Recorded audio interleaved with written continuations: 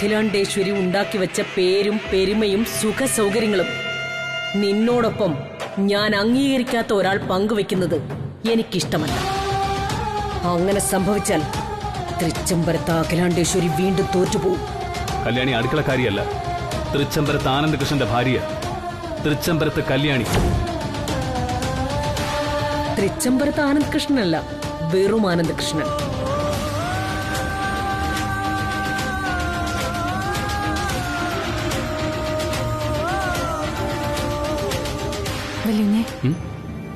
പുതിനേറ്റി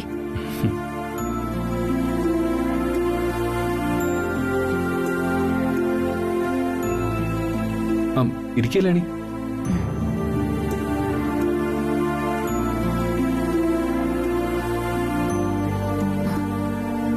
കുടിക്ക് വല്യുഞ്ഞ്. വല്യുഞ്ഞിന് പുതിനാറ്റി ഇഷ്ടാണെന്ന് പറഞ്ഞപ്പോ അനിയൻ കുടിനും പുതിനാറ്റി കുടിക്കണമെന്നൊരാഗ്രഹം. അങ്ങനെ അവനാ പുതിനയില വാങ്ങി ഫ്രിഡ്ജ് വെച്ചിരുന്നത്. അതേതായാലും ഇപ്പൊ ഗുണമായല്ലോ.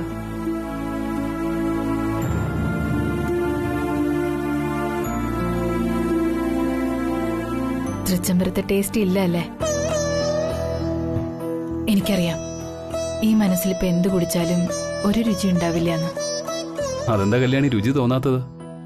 തൃച്ചംബരത്ത് നീ തന്നെയല്ലേ ഉണ്ടാക്കി തന്നിരുന്നത്. ആനന്ദിന് നിന്റെ സാമീപ്യമാണ് രുചി. അതിനുവേണ്ടി എങ്ങനെയൊക്കെ കാട്ടിക്കൂട്ടിയത്. എന്നിട്ട് ദേ ഒരുമാതിരി പറഞ്ഞാലുണ്ടല്ലോ. പറഞ്ഞാ അടിക്കൂ എന്നെ? പറ, അടിക്കോന്ന്. ഇത് തൃച്ചംബരം അല്ല. അടിച്ചാലേ ഇവിടെ ചോദിക്കാൻ അച്ഛനും അനിയൻകുട്ടിനും ഒക്കെ ഉണ്ട്. ഓഹോ, അപ്പൊ അങ്ങനെയാണ് കാര്യം. അതെ. ആണോ? ശരിക്കും വേണ്ട. ദേ വരണ്ട.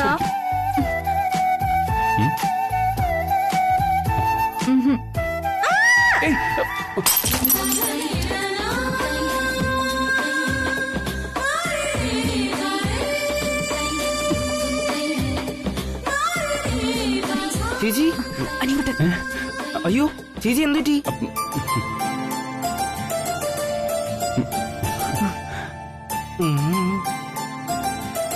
സോറി ചേച്ചി, എന്തോ വീണു കൂട്ടുന്ന ശബ്ദം കേട്ട് ഓടി വന്നതാ ഞാൻ.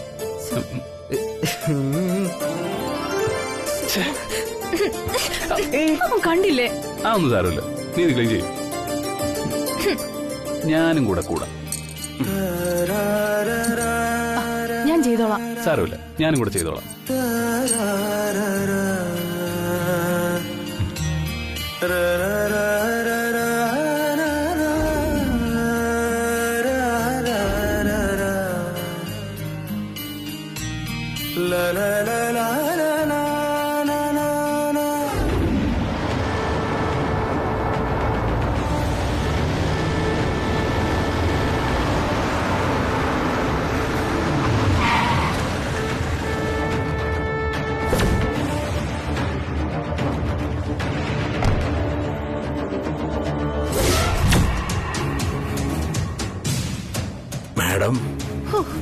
സമ്മതിക്കണം ദാസേട്ട, പുലിയെ പോലെ ഇറങ്ങിയ ദാസേട്ടൻ തൃച്ചംബരത്ത് വിലാസിനിയാണെന്ന് അറിഞ്ഞപ്പോ അനുസരണയുള്ള പൂച്ചയെ പോലെ ആയല്ലോ. ഇതാ ഞാൻ പറഞ്ഞത്, ഈ കൂറും വിശ്വാസവും സമ്മതിച്ചേ പറ്റുള്ളൂന്ന്. വണ്ടിയെടുത്ത് മാറ്റിയിടും.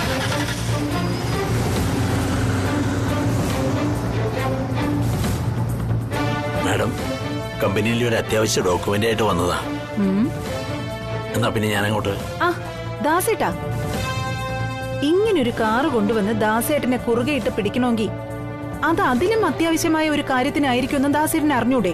മാഡം, അതെ, ഒരു ചൂട് വാർത്തയുണ്ട്. തൃച്ചംബരത്ത് അഖിലാണ്ടേശ്വരിയുടെ മകൻ സ്വന്തം അമ്മയെ വെല്ലുവിളിച്ച് ദാസേട്ടന്റെ മകളെയും കൂട്ടി തൃച്ചംബരത്ത് നിന്ന് ഇറങ്ങി.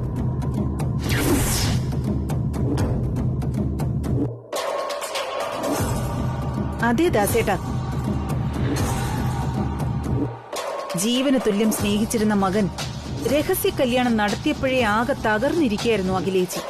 ഇപ്പൊ നേർക്ക് നേരെ നിന്ന് വെല്ലുവിളിച്ചുകൊണ്ട് ദാസേട്ടന്റെ മോളെയും കൂട്ടി ഇറങ്ങിയപ്പോ ഒരു ജീവച്ഛവം പോലെ സെറ്റിയിലിരിപ്പുണ്ട് അഖിലേച്ചി അവിടെ.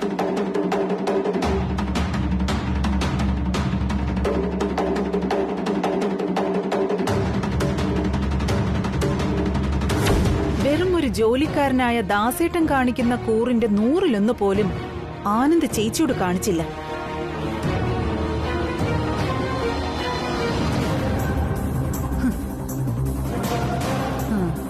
അഖിലേച്ചിയെ തോൽപ്പിക്കാൻ അവൻ കല്യാണിയെ വിളിച്ചോണ്ട് പോയത് ഔട്ട് ഹൗസിലേക്കാ. അതെ ദാസേട്ടാ, കഴിഞ്ഞ 26 കൊല്ലമായി ദാസേട്ടൻ തൃച്ചംബരത്തിനോട് കാണിച്ച വിശ്വാസത്തിനും സ്നേഹത്തിനും പകരമായി അഖിലേച്ചി ഔട്ട് ഹൗസ് എഴുതി തന്നതല്ലേ ദാസേട്ടന്?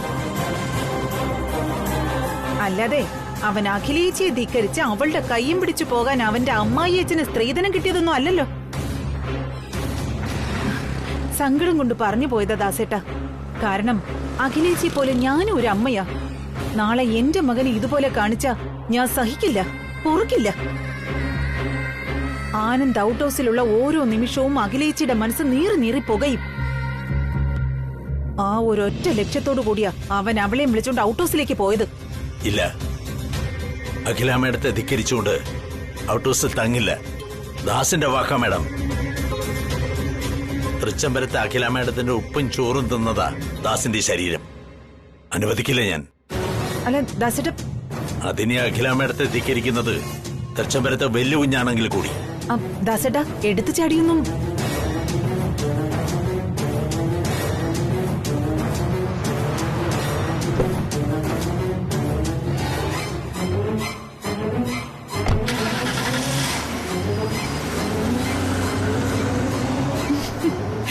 അറിയാം ദാസേട്ടാ, വളർത്തു പട്ടിയേക്കാൾ കൂറുള്ള മറ്റൊരു ജീവി ഈ ലോകത്തുണ്ടെങ്കിൽ അതിന്റെ പേര് ദാസെന്ന.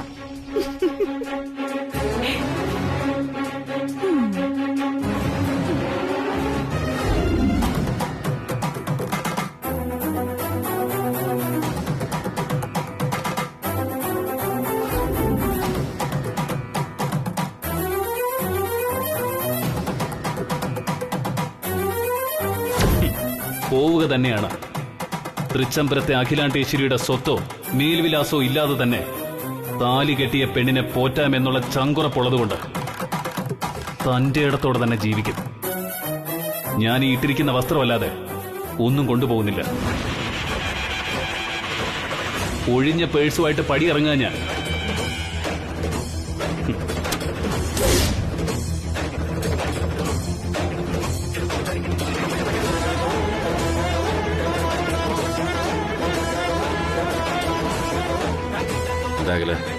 എറ്റിഎം കാർഡൊക്കെ ആയിട്ട് ഓ ആനന്ദ് വലിച്ചെറിഞ്ഞിട്ട് പോയതായിരിക്കും അല്ലേ? ഇനി നടന്നൊന്നും ഓർത്തിട്ട് സങ്കടപ്പെട്ടിട്ട് യാതൊരു കാര്യമില്ല.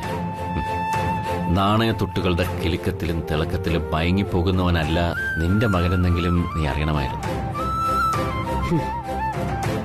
അല്ലെങ്കിലും എന്റെ തിരിച്ചറിവില്ലായ്മയാണല്ലോ എല്ലാത്തിനും കാരണം. എന്നും എന്റെ ചുറ്റിനും നിന്നവർ എന്നെ ചതിച്ചിട്ടേ ഉള്ളൂ. അങ്ങനെയുള്ളവർ ഇപ്പൊ എന്നെ കുറ്റവിചാരണ ചെയ്യേണ്ട കാര്യമില്ല. ഞാനതിന് നിന്നു തരികയില്ല. ഇവിടെയാണ് നിനക്ക് തെറ്റുപറ്റിയത്. ആരും ആരെയും ചതിച്ചിട്ടില്ല അഖില. ഒരാളുടെ ശരി മറ്റൊരാൾക്ക് തെറ്റായി തോന്നാം. ആനന്ദിന്റെ കണ്ണിലൂടെ നോക്കുമ്പോ അവൻ ചെയ്തതാണ് ശരി. അമ്മയുടെ ഭാഗത്ത് നിന്ന് നോക്കുമ്പോ അവൻ ചെയ്തത് തെറ്റ് തന്നെയാണ്. കൊള്ളാം. കൃഷ്ണേട്ടൻ പറഞ്ഞല്ലോ, ഒരമ്മയുടെ ഭാഗത്ത് നിന്ന് ചിന്തിക്കുമ്പോ ആനന്ദ് ചെയ്തത് തെറ്റ് തന്നെയാണെന്ന്. അപ്പോ അച്ഛന്റെ ഭാഗത്ത് നിന്ന് ചിന്തിച്ചാലോ? അതാണ് എനിക്കറിയേണ്ടത്. ഭാര്യയെ ഒരുപാട് സ്നേഹിക്കുന്ന ഭർത്താക്കന്മാർ ചില സമയത്ത് ഭാര്യയേക്കാൾ കൂടുതൽ മക്കളെ സ്നേഹിച്ചു. അത് പുത്രവാത്സല്യം കൂടിപ്പോയതുകൊണ്ടാണോന്നറിയില്ല. ഇപ്പോ അങ്ങനെയുള്ള ശരിയും തെറ്റൊന്നും തിരിച്ചറിയാൻ കഴിയുന്നില്ല അഖിലയുടെ കൃഷ്ണേട്ടന്, ആനന്ദിന്റെ അച്ഛന്. പക്ഷേ ഒന്നെനിക്ക് പറയാൻ കഴിയും, സ്വന്തം മകന്റെ മനസ്സ് കാണാതെയുള്ള കുടുംബമഹിമയുടെ ഈ കിരീടം എന്റെ തലയിൽ ഉറക്കുന്നില്ലെങ്കിൽ കൃഷ്ണേട്ടാ, ശബ്ദമുയർത്തിയിട്ട് കാര്യമില്ല. നീ ശബ്ദമുയർത്തിയപ്പോ അതിലും ഉച്ചത്തിൽ ഞാൻ ശബ്ദമെടുക്കാത്തത് എന്തുകൊണ്ടാണെന്ന് പറഞ്ഞു തരാം. നിനക്ക് ആനന്ദിനെ തൃച്ചംബരത്ത് നിന്ന് ഇറക്കിവിടാനാകും. ഈ മനസ്സിൽ നിന്ന് ഇറക്കിവിടാനാകില്ലെന്ന് എനിക്ക് ഉത്തമ ബോധ്യമുള്ളതുകൊണ്ട്. എങ്കിൽ കൃഷ്ണേട്ടന് തെറ്റി. എന്നെ അപമാനിച്ചത് മുതൽ എനിക്ക് അങ്ങനെ ഒരു മകനില്ല. പിന്നെ എന്റെ കണ്ണിലെ നനവ് കണ്ടിട്ടാണെങ്കിൽ അത് ഞാൻ ആദ്യം നൊന്തുപെറ്റ എന്റെ മകൻ ഈ മനസ്സിൽ കത്തിയെരിഞ്ഞ ചിതയുടെ ചൂടുകൊണ്ടാ. അഖില പ്ലീസ്, തർക്കിക്കാനൊന്നും ഞാനില്ല. ഇത് തർക്കമല്ല കൃഷ്ണേട്ടാ, സത്യമാണ്. എന്റെ മനസ്സിലെ സത്യം. സത്യവും അസത്യവും തെറ്റും ശരിയുമെല്ലാം കാലം തെളിയിക്കും. അന്ന് കുറ്റബോധം ഉണ്ടാകാതിരിക്കട്ടെ. കൃഷ്ണേട്ടാ,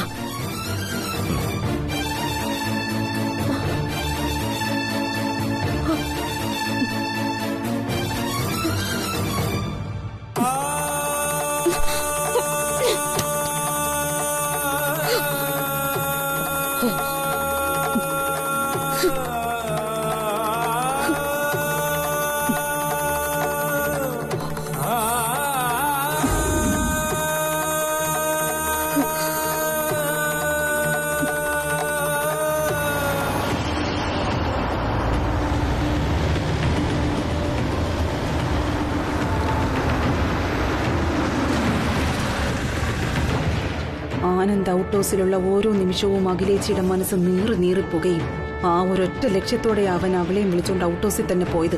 കഴിഞ്ഞ 26 കൊല്ലമായി ദാസേട്ടൻ തൃച്ചംബരത്തോട് കാണിച്ച വിശ്വാസത്തിനും സ്നേഹത്തിനും പകരമായി അഖിലേച്ചി ദാസേട്ടൻ എഴുതി തന്നതല്ലേ ആ ഔട്ട് ഹൗസ്. അല്ലാതെ അവൻ അഖിലേച്ചിയെ ധിക്കരിച്ച് അവളുടെ കൈയും പിടിച്ചു പോവാൻ അവന്റെ അമ്മായി അച്ഛന് സ്ത്രീധനം കിട്ടിയതൊന്നും അല്ലല്ലോ.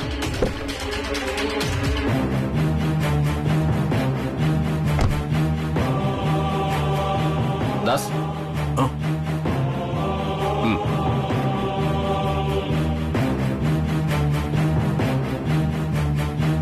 സർ, ദാസ്, ഇവിടെ ചില സംഭവങ്ങളൊക്കെ നടന്നു. ആനന്ദ് കല്യാണിയുമായി എല്ലാം അറിഞ്ഞു സർ.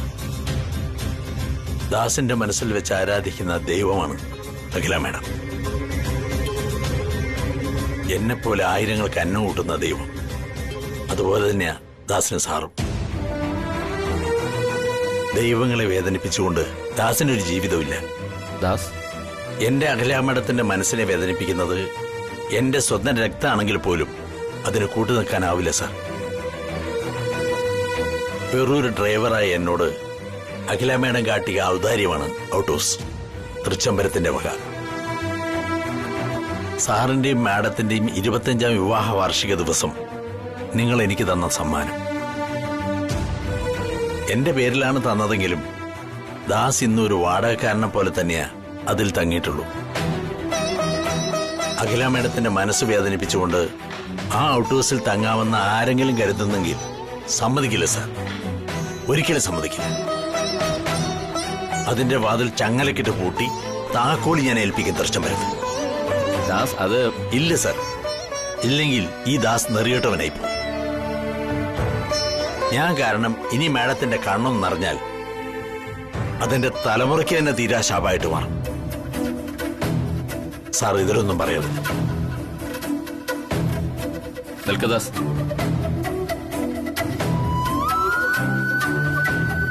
ഔട്ട് ഹൗസിൽ നിന്ന് ഇറക്കിവിടാൻ പോകുന്നത് അല്പം മുമ്പ് ദാസ് ദൈവങ്ങളെ പോലെ കരുതുന്നു പറഞ്ഞില്ലേ? ആ തൃച്ചംബരത്തെ അഖിലാണ്ടേശ്വരിയുടെയും ഈ ശിവരാമകൃഷ്ണന്റെയും മകനെയാണ്. ഞങ്ങളുടെ രക്തത്തിൽ പിറന്ന മകനെ.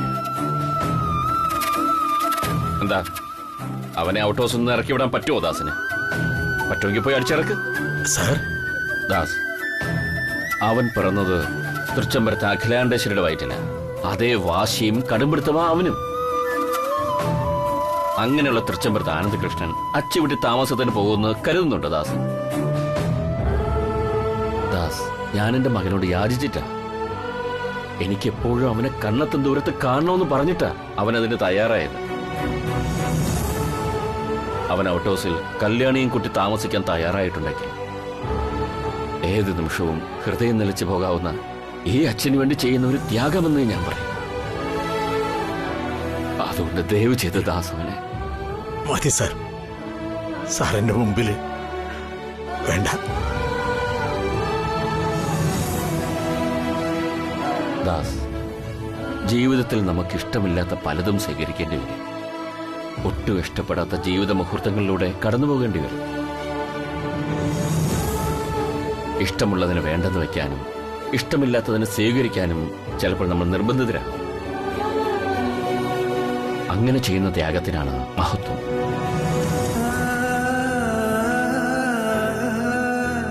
മനസ്സിലായി സാർ. ഞാനങ്ങോട്ട് ആ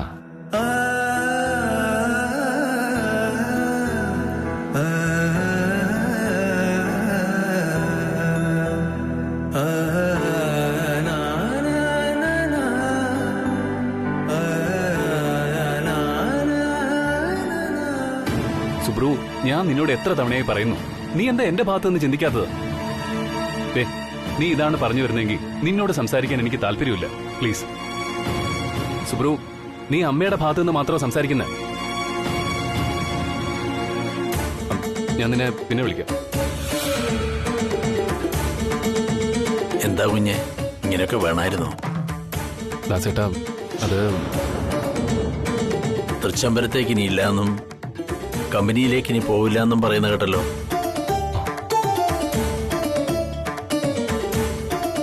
എങ്ങനെ ജീവിക്കും കുഞ്ഞെ?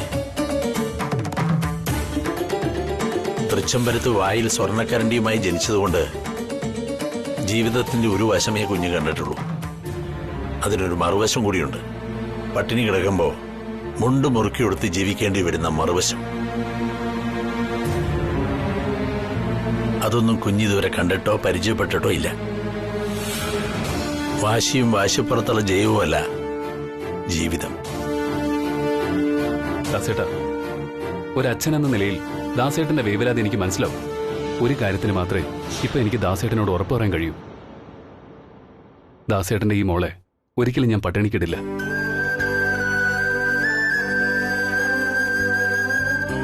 അച്ഛൻ എത്തിയോ? അച്ഛ, നാളെ വിഷുവാണ്, കണി ഒരുക്കണ്ടേ നമുക്ക്?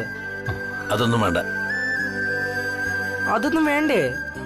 ഈ വർഷം ചേച്ചിയുടെ കല്യാണം കഴിഞ്ഞിട്ടുള്ള ആദ്യ വിഷു അല്ലേ അച്ഛാ?